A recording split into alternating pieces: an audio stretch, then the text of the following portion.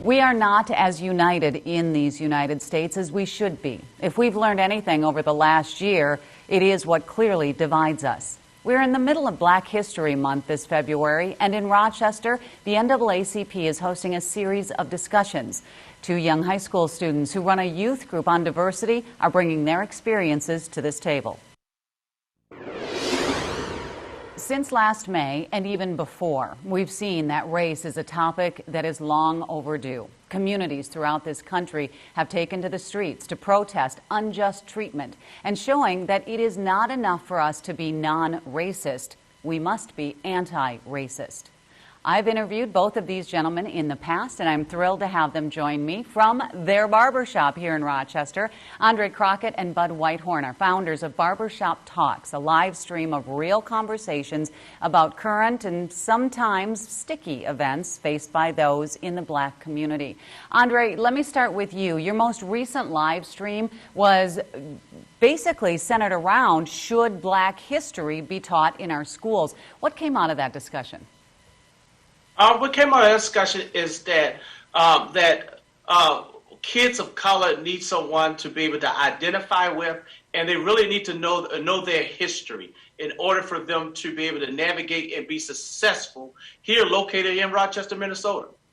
Let me ask you, Bud, what do you talk to your kids about at home? Is this something that should be taught in school, or is this something that we as parents should be doing right inside our houses? Oh, it's definitely important. I talk to my kids about all of our history. It's definitely important for every parent to start that education about our history at the house level, back at home. And Andre, when it comes to teaching it in schools, did the discussion center around mandating Black history? Because, you know, there are plenty of people who would say, why teach Black history, Latino history, Asian history? Why don't we just teach American history? Yeah, so we're saying that Black history is a part of American history. Right. And so when you erase Black history, you're erasing American history. And so one thing that we talked about is that even if the schools decide to teach it, who's going to teach it? Well, let me do it this way. So I learned about slavery.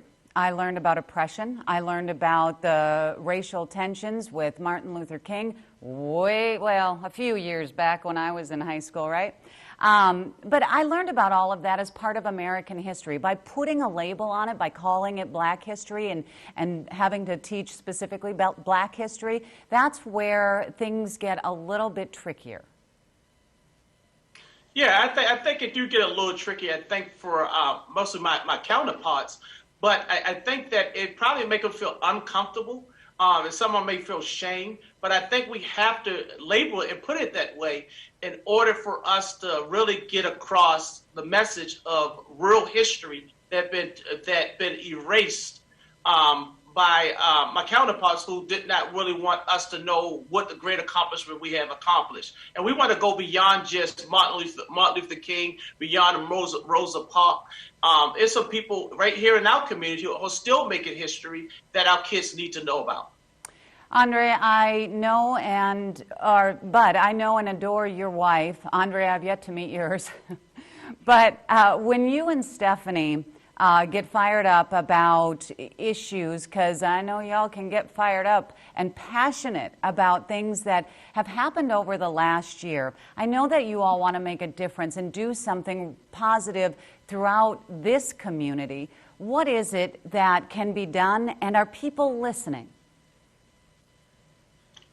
What we can do is individually look at yourself in the mirror individually and find out what you can do to make a difference, to fight against the injustices, the disenfranchisement, and also whatever it takes to have that uncomfortable conversation.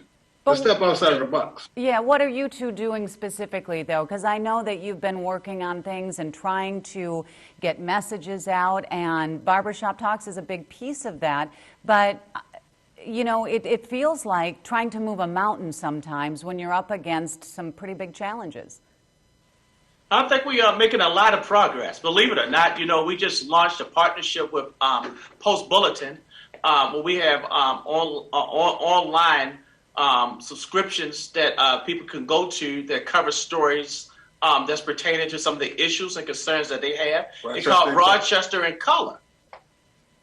That's something new. So what is it that the focus is going to be on? I know not racial issues, but things within the Black community, but give me a little bit more specific. Things like what?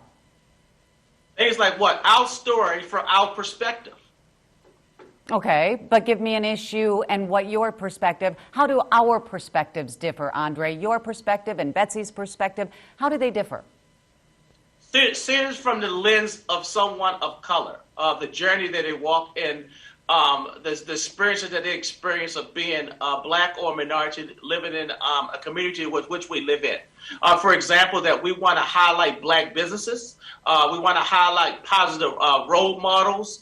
We want to talk about issues from COVID, pros and cons from a Black perspective.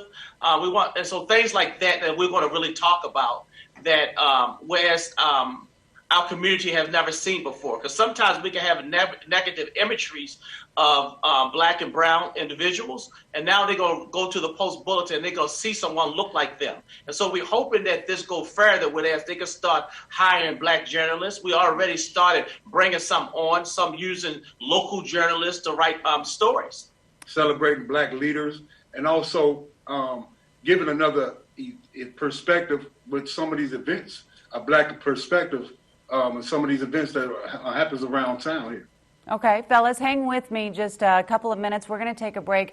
We're going to come back and we're going to talk about what is right in the middle of you all. That man right there has taught us all a lot more than I'm sure he ever anticipated when he was alive.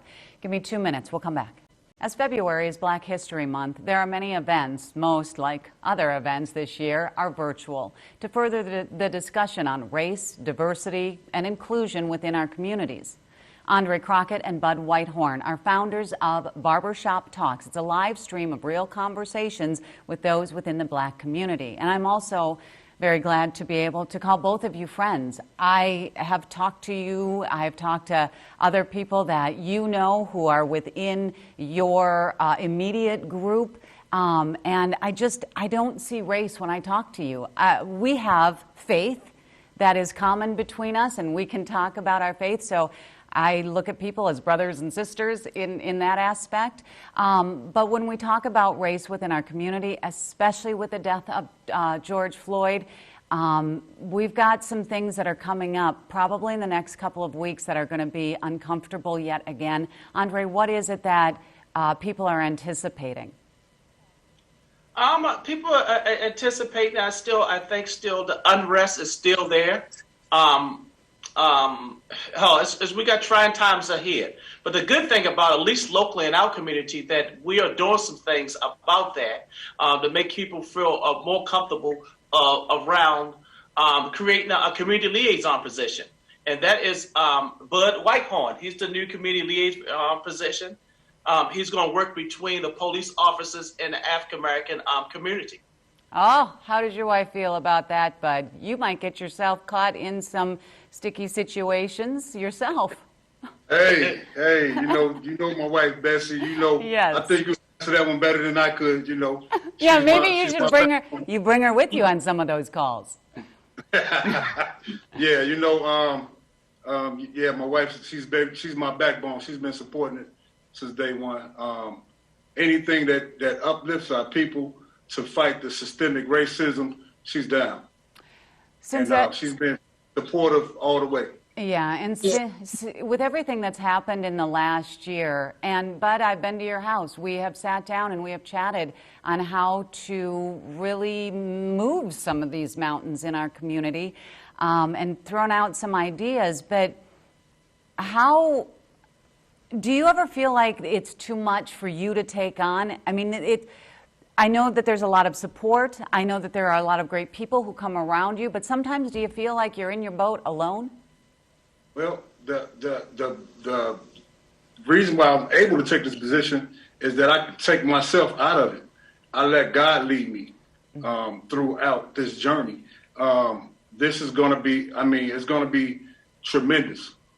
We're fighting something that's almost some people feel like a losing battle, but I'm up for the challenge. Yeah, I know it's a lot that needs to be done, but we need to start. The only way to get it done is to start the process, and it's going to be a process. Let me ask you this, since we're talking about law enforcement and you're going to be a liaison, Bud. I've met one of your teenage sons, and what do you say to him when you talk about getting pulled over?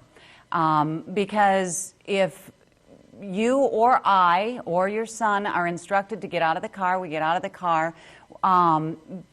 Oftentimes we see that somebody will be resistant, and then things escalate, and then police get blamed when maybe the person who has been asked to get out of the car or put their hands somewhere aren't listening to law enforcement.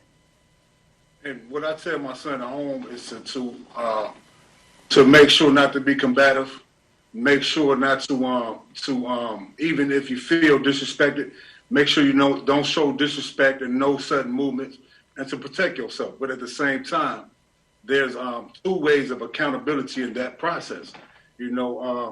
As we need to have the conversation about both sides responsibility of the fear of that officer for whatever their background is and why they fear that person that they pulling over.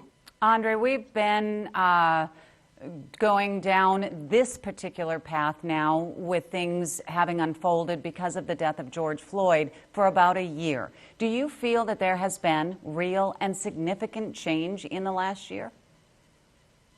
A little. I mean, a little. I think that I'm seeing at least the conversations, and I'm hoping that we can go beyond the conversations to now to actions. And that's what we're putting forward. Now, we try to put, saying, okay, now we have the conversations. Let's see actions. Okay, well, I'm ready to jump on in with you and show some actions as well. This is the beginning, one conversation. We've had some in the past, but I'm looking forward to having many more in the days to come. And not just about what's wrong, but what's right.